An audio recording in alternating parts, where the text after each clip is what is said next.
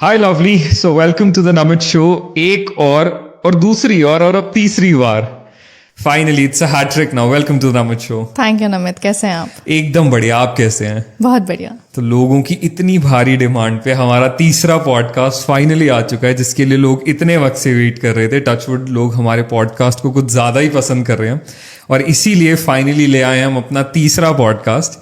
तो कैसे आप, कैसी है लाइफ? Life is good.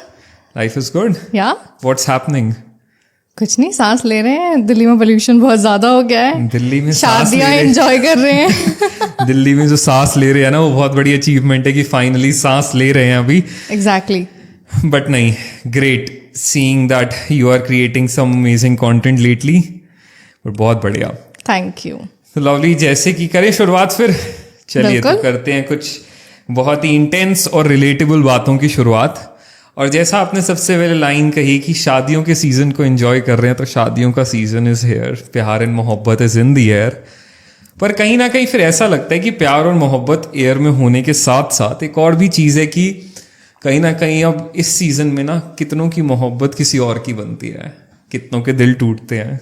जिसने किसी के साथ रहने के सपने देखे होते हैं, अपनी जिंदगी बिताने के सपने देखे होते हैं, वो सपने टूटते हैं और वो शख्स किसी और का होता है। बिल्कुल। तो जहां बहुत से लोगों को खुशी होती है, वहाँ बहुत से लोगों को गम भी होता है। तो इससे पहले कि हम शादीशुदा लाइफ के बारे में बात करें, शादियों को डिस्कस करें, उससे पहले इस बारे में बात करते हैं कि बहुत दुख होता है जब प्यार, मोहब्बत, केयर, कंसर्न, इमोशंस और फीलिंग्स पे बने हुए रिश्ते ना शादी की बात आने पे caste, community, religion, family pressure की वजह से टूट जाते हैं। So what do you think about it? What do you feel कि क्यों होता है ऐसा, और कैसा लगता है जब किसी के साथ होता है ऐसा? पता है, शादी में हमेशा दो लोग जुड़े हुए होते हैं जी। लेकिन एक तीसरा शख्स होता है जो बैठ के अपने कमरे में रो रहा होता है। और इधर एक शख्स है जो बस अपने आंसुओं की गिनती पूरी नहीं कर पा रहा है और दूसरी तरफ पूरा शहर दावत खाता है। क्या बात है।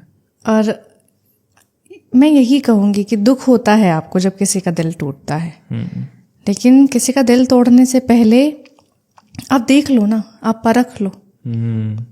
अगर आपको पता है कि आपके पापा नहीं मानेंगे, आपका समाज नहीं मानेगा, आपके रिश्तेदार नहीं मानेंगे, आपकी कास्ट आपको अलाउ नहीं करेगी, आपकी कम्युनिटी आपको अलाउ नहीं करेगी, तो फिर मत आओ रिश्ते में।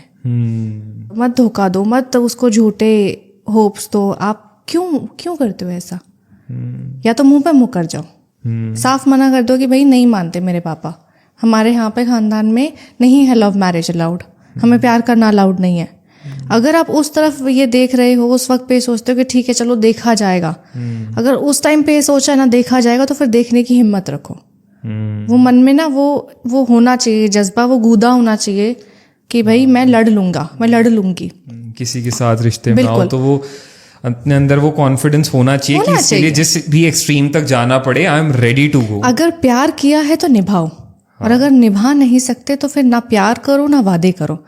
क्योंकि जब वो वादा टूटता है ना, तो सिर्फ वादा नहीं टूटता, इंसान टूट जाता है, उसकी पूरी दुनिया उजड़ जाती है। बिल्कुल। तो अगर निभा नहीं सकते तो फिर करो मत, और अगर कर लिया है तो फिर हिम्मत रखो।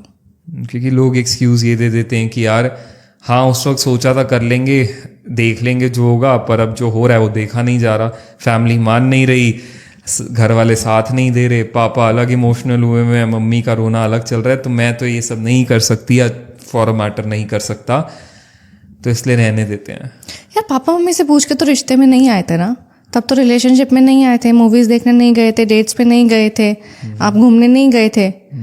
खुद प्यार करा, खुद के फैसले से प्यार करा, खुद के दिल से प्यार करा। दूसरे इंसान को तुमने वक्त, जज्बात और वादे और उम्मीद, ये चारों चीजें दी हैं। तो अगर दी हैं तो फिर ये सोचो कि भाई तुम्हें उसके लिए स्टैंड लेना है। जी। पापा मम्मी का तुमको शुरू से पता होता है, उन्होंने तुमको पैदा किया है, तुम उनके साथ उस घर में रहते हो, तुम्हें पता है वो कितने एक्सट्रीम है। वो तुमको जान से मार सकता है, या फिर सिर्फ तुम्हारी जान के लिए, तुम्हारी परवाह के लिए, वो तुम्हारी कंसर्न के लिए इतना स्ट्रिक्ट हो रहे हैं।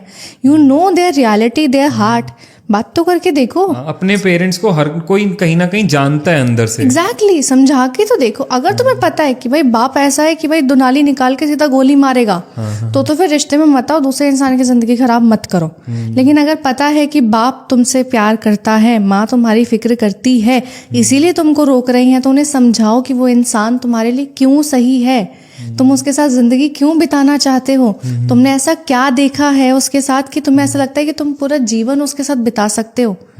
क्योंकि तभी तो पता लगेगा ना। घर वालों को कैसे यकीन आएगा? तुमने बोल दिया मैं बहुत प्यार करता हूँ, घर वालों को नहीं यकीन आएगा। घर वालों को प्रैक्टिकल लाइफ के बारे में बताओ कि 2 रोटी कम होगी, मैं खा लूंगा, मैं खुशी खुशी खा लूंगा। अगर घर में पैसा नहीं है तो मिल के कमाएंगे।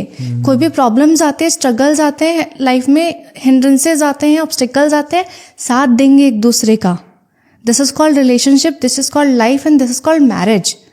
आपको ये पूरा प्रैक्टिकल जीवन अपने घर वालों को समझाना पड़ेगा, तब उनको लगेगा कि हाँ उनका बच्चा बड़ा हो गया है। लेकिन अगर सिर्फ ये बोलो नहीं मैं उसके बिना नहीं जी सकती हूँ, नहीं जी सकता हूँ, सिर्फ प्यार करता हूँ, तो घर वाले ये लॉलीपॉप के लिए तुमको नहीं, घर वालों को पता है बच्चा कब जिद कर रहा है और बच्चा कब सच में बड़ा हो गया है। ट्रू।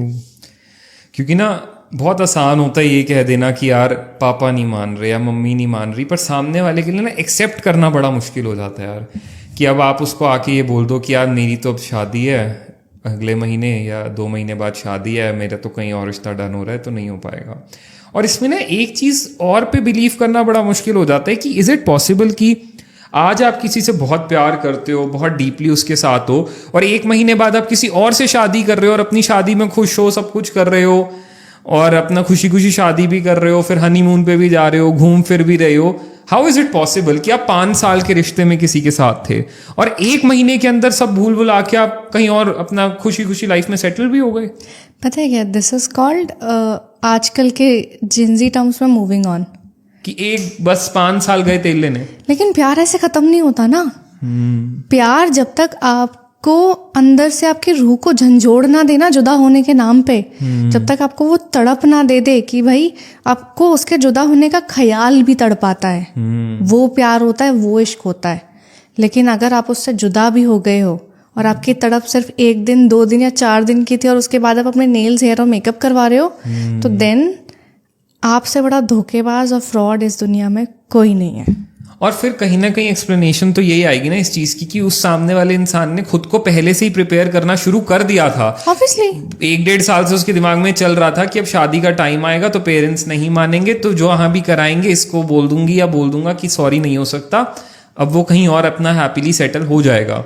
इंसान ना, पता है, वादों से मुकरने से पहले और ज़बानी इकरार करने से पहले मन से मुकरता है। वो पहले करवट ले चुका होता है। बताता बाद में है। वो जबान पे एकदम से नहीं आता कि अभी मेरा मन भर गया, अभी मेरे को ब्रेकअप करना, तो मैं अभी तुरंत बोल दूंगी। वो चीज़ें पाइल अप होती हैं, धीरे धीरे आप बहुत सारे लॉजिक्स और रीजंस उस रिश्ते को ख़त्म करने के लिए देते हो और फिर एकदम से कहते हो कि बस ख़त्म हो चुका है। और ज़रूरी नहीं है क्या रिश्ता जो ख़त्म हो वो किसी इंसान की खुदगर्जी से ख़त्म हो। कई बार उस रिश्ते में घुटन भी बहुत ज़्यादा होती है। तो हम हमेशा एक तरफा नहीं सोच सकते कि रिश्ता ख़त्म अगर कोई कर रहा है तो वो बहुत ज़्यादा सेल्फिश होके कर रहा है। हो सकता है उसका रिश्ता बहुत ख़राब हो, अंदर कुछ ऐसा खालीपन हो जो बाहर के लोगों को ना दिखता हो। क्योंकि बाहर से देखने में दुनिया और ज़िंदगी बहुत हसीन लगती है, अंदर क्या चल रहा है, आपके अंदर क्या चल रहा है वो सिर्फ आप जानते हो। और अगर हम बात भी जो शादियों की कर रहे हैं और उस वक्त पे जो हार्ट ब्रेक होता है उसकी कर रहे हैं, तो क्या होता है ना कि लोग आके ये कह देते हैं कि यार मेरी मम्मी की आंखों में मैं आंसू नहीं देख सकता, मेरे पापा की आंखों में मैं आंसू नहीं देख सकता, इसलिए आई एम सॉरी, अब ये नहीं हो पाएगा। तो ये नहीं समझ में आता कि यार चलो बिल्कुल कोई भी अपनी पेरेंट्स की आंखों में आंसू नहीं देख सकता, ना कोई देखे कभी भी, बट यार वो सामने वाले की भी तो आंखों में आंसू है ना, जिसको आपने छोड़ा, वो भी तो इक्वली पेन फील कर रहा है जितना आपके पेरेंट्स फील कर रहे हैं, वो भी तो इक्वली पेन फील कर रहा है। उसके टाइम पे लोग क्यों भूल जाते हैं कि यार मतलब एक टाइम पे जिस इंसान को आप ये बोलते थे I can never see you cry, I can never see you you know shatter, I can never see you in pen, आज आप उसको उतना ही पेन दे के, उतने ही आंसू दे के you are okay with it. यार पता है, खुदगर्ज इंसान ना एक रिश्ता नहीं तोड़ता, एक दुनिया उजाड़ता है। और जब सामने वाला इंसान रोता है ना, तो पता नहीं कैसे इंसान ना बड़े पत्थर दिल बन जाते हैं। उनकी आंखों में अचानक से एक बेबाकी आ जाती है, उनके मन में उतनी, उनकी ज़बान में इतना जहर आ जाता है कि ऐसा लगता है यार इससे तो मैंने प्यार नहीं किया था। जिसको फ़र्क ही नहीं पड़ रहा कि आप उसके लिए, उसके सामने बिलख रहे हो, उसके लिए बिलख रहे हो, उसके लिए तड़प रहे हो, वो बस आपको एकदम ठोकर मार के आगे बढ़ जाता है। बहुत दिल दुखता है इंसान का। लेकिन क्या करें, जिसको जाना है ना उसको जाने दो, क्योंकि आप तड़प कर सिर्फ भीख मांग सकते हो, प्यार नहीं मांग सकते।